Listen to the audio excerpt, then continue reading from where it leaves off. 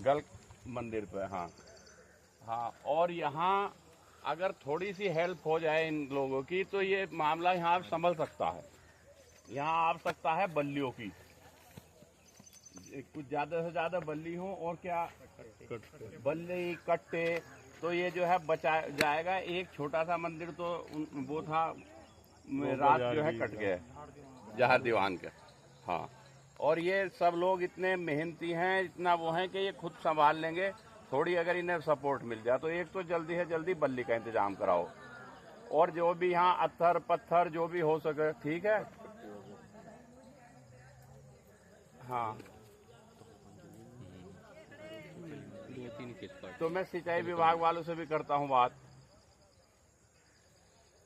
अच्छा, वो कोई मदद नहीं करता। हाँ,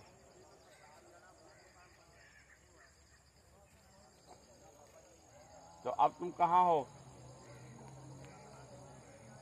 अच्छा, नहीं नहीं, बिल्कुल ठीक बात है। तो हाँ,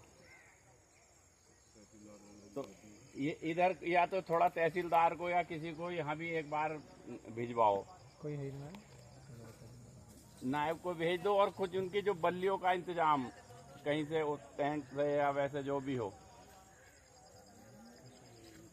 हाँ, वो थोड़ा जल्दी, यहाँ सब लोग हैं, मैं यहाँ पर ही हूँ। यहाँ की वीडियो भेजूंगा तुम्हें अभी, ठीक है। और मैं उन सिंचाई मंत्री से भी करता हूँ बात, लो मैं अभी उनसे भी करता हूँ।